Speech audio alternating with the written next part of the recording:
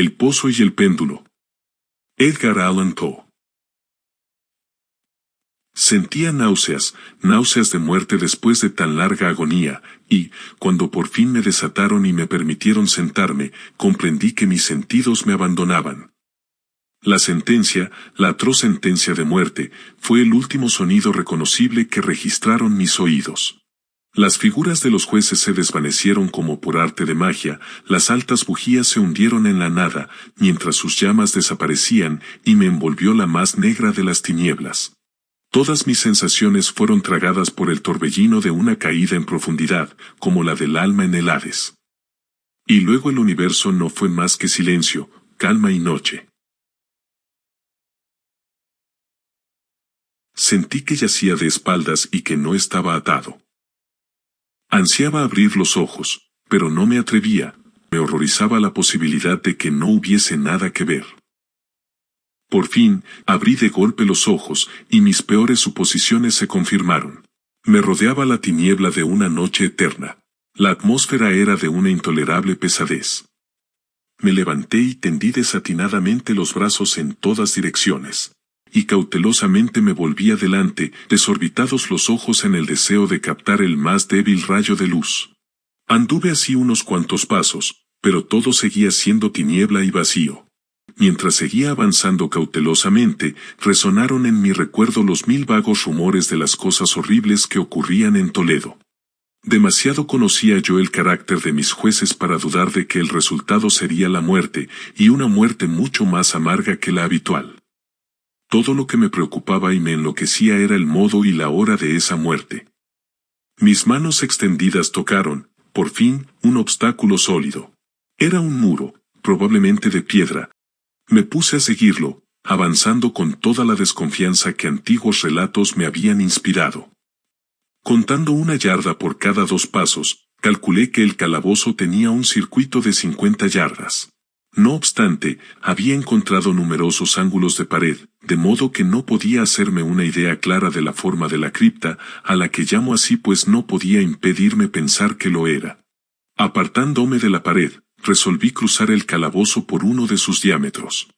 Avancé al principio con suma precaución, pues aunque el piso parecía de un material sólido, era peligrosamente resbaladizo a causa del limo.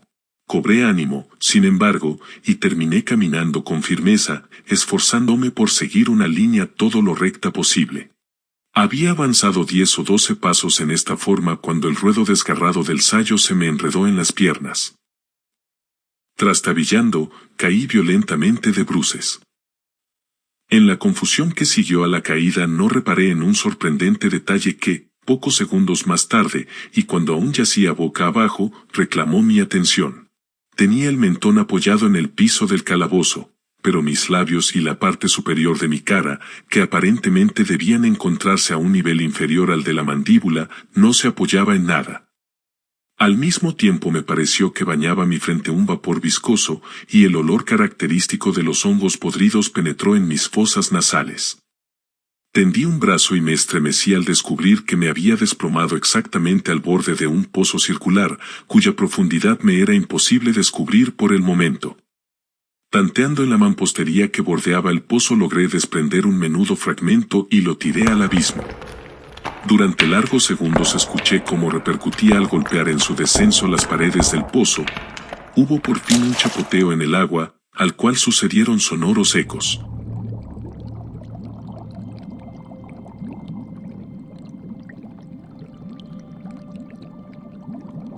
La muerte a la que acababa de escapar tenía justamente las características que yo había rechazado como fabulosas y antojadizas en los relatos que circulaban acerca de la Inquisición.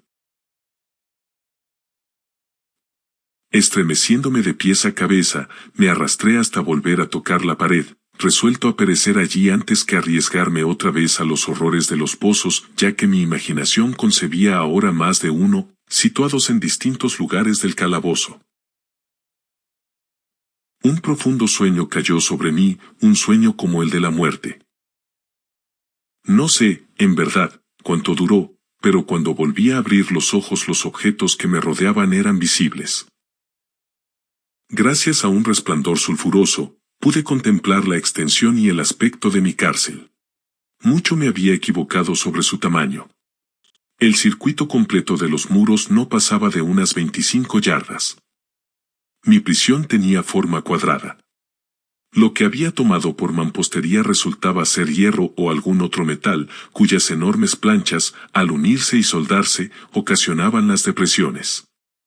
La entera superficie de esta celda metálica aparecía toscamente pintarrajeada con todas las horrendas y repugnantes imágenes que la sepulcral superstición de los monjes había sido capaz de concebir. Las figuras de demonios amenazantes, de esqueletos y otras imágenes todavía más terribles recubrían y desfiguraban los muros. Noté asimismo que el suelo era de piedra. En el centro se abría el pozo circular de cuyas fauces, abiertas como si bostezara, acababa de escapar. Vi todo esto sin mucho detalle y con gran trabajo, pues mi situación había cambiado grandemente en el curso de mi sopor. Yacía ahora de espaldas, completamente estirado, sobre una especie de bastidor de madera. Estaba firmemente amarrado por una larga banda que parecía un cíngulo. Pasaba, dando muchas vueltas, por mis miembros y mi cuerpo, dejándome solamente en libertad la cabeza y el brazo derecho, que con gran trabajo podía extender hasta los alimentos, colocados en un plato de barro a mi alcance. Mirando hacia arriba observé el techo de mi prisión. En uno de sus paneles aparecía una extraña figura que se apoderó por completo de mi atención. Tenía lo que me pareció la pintura de un pesado péndulo, semejante a los que vemos en los relojes antiguos. Algo, sin embargo, en la apariencia de aquella imagen me movió a observarla con más detalle. Mientras la miraba directamente de abajo hacia arriba, tuve la impresión de que se movía. Un segundo después esta impresión se confirmó. La oscilación del péndulo era breve y, naturalmente, lenta. Cansado de contemplar su monótono movimiento, volví los ojos a los restantes objetos de la celda. Un ligero ruido atrajo mi atención y, mirando hacia el piso, vi cruzar varias enormes ratas. Habían salido del pozo, atraídas por el olor de la carne. Me dio mucho trabajo ahuyentarlas del plato de comida. Habría pasado una media hora, quizá una hora entera, antes de volver a fijar los ojos en lo alto. La carrera del péndulo había aumentado. Su velocidad era mucho más grande. Pero lo que me perturbó fue la idea de que el péndulo había descendido perceptiblemente. Noté ahora, y es inútil agregar con cuánto horror, que su extremidad inferior estaba constituida por una media luna de reluciente acero, cuyo largo de punta a punta alcanzaba a un pie. Ya no me era posible dudar del destino que me había preparado el ingenio de los monjes para la tortura. Los agentes de la Inquisición habían advertido mi descubrimiento del pozo. El demoníaco plan de mis verdugos no contaba con precipitarme por la fuerza, y por eso, ya que no quedaba otra alternativa, me esperaba ahora un final diferente y más apacible. Casi me sonreí en medio del espanto al pensar en semejante aplicación de la palabra. ¿De qué vale hablar de las largas horas de un horror más que mortal, durante las cuales conté las zumbantes oscilaciones del péndulo? Con un descenso que sólo podía apreciarse después de intervalos que parecían siglos, más y más íbase aproximando. Supliqué, fatigando al cielo con mis ruegos, para que el péndulo descendiera más velozmente. Me volví loco, me exasperé e hice todo lo posible por enderezarme y quedar en el camino de la horrible cimitarra. Y después caí en una repentina calma y me mantuve inmóvil. Siguió otro intervalo de total insensibilidad. Al despertarme me sentí inexpresablemente enfermo y débil, como después de una prolongada inanición. Con un penoso esfuerzo alargué el brazo izquierdo todo lo que me lo permitían mis ataduras y me apoderé de una pequeña cantidad que habían dejado las ratas. Cuando me llevaba una porción a los labios pasó por mi mente un pensamiento apenas esbozado de alegría, de esperanza. Por primera vez en muchas horas, quizá días, me puse a pensar. Acudió a mi mente la noción de que la banda o cíngulo que me ataba era de una sola pieza. El primer roce de la afiladísima media luna sobre cualquier porción de la banda bastaría para soltarla, y con ayuda de mi mano izquierda podría desatarme del todo. ¿Era verosímil que los esbirros del torturador no hubieran previsto y prevenido esa posibilidad? Temeroso de descubrir que mi débil y, al parecer, postrera esperanza se frustraba, levanté la cabeza lo bastante para distinguir con claridad mi pecho. Apenas había dejado caer hacia atrás la cabeza cuando relampagueó en mi mente algo que solo puedo describir como la informe mitad de aquella idea de liberación a que he aludido previamente y de la cual solo una parte flotaba cuando llevé la comida a mis ardientes labios. Mas ahora el pensamiento completo estaba presente. Inmediatamente procedí a ejecutarlo.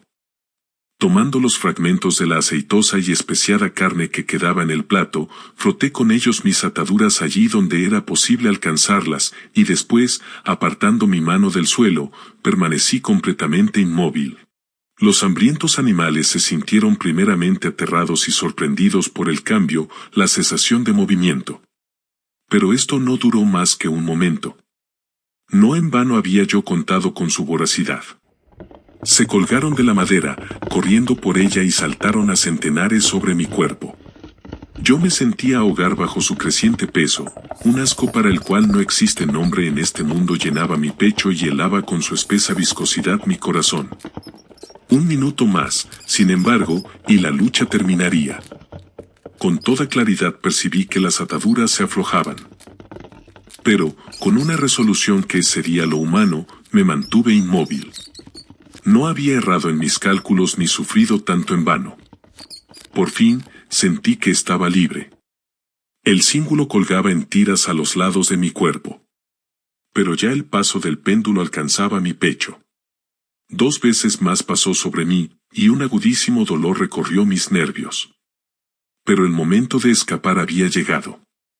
Apenas agité la mano, mis libertadoras huyeron en tumulto. Con un movimiento regular, cauteloso, y encogiéndome todo lo posible, me deslicé, lentamente, fuera de mis ligaduras, más allá del alcance de la cimitarra. Por el momento, al menos, estaba libre. Libre, y en las garras de la Inquisición. Apenas me había apartado de aquel lecho de horror cuando cesó el movimiento de la diabólica máquina, y la vi subir, hasta desaparecer más allá del techo. Indudablemente espiaban cada uno de mis movimientos.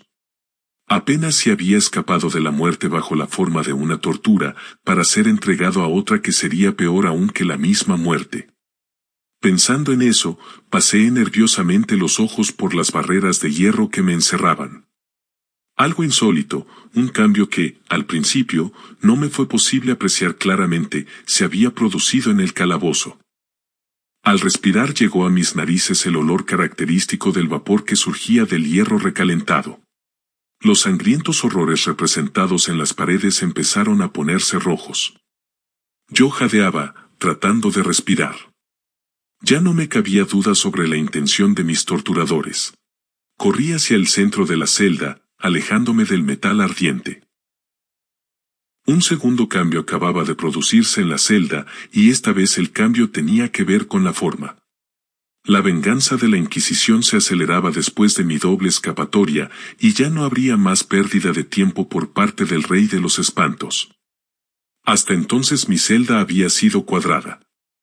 En un instante el calabozo cambió su forma por la de un rombo. El rombo se iba achatando más y más, con una rapidez que no me dejaba tiempo para mirar. Me eché hacia atrás, pero las movientes paredes me obligaban irresistiblemente a avanzar. Cesé de luchar, pero la agonía de mi alma se expresó en un agudo, prolongado alarido final de desesperación. Sentí que me tambaleaba al borde del pozo. Desvié la mirada. Y oí un discordante clamoreo de voces humanas. Resonó poderoso un toque de trompetas. Escuché un áspero chirriar semejante al de 1000 truenos. Las terribles paredes retrocedieron.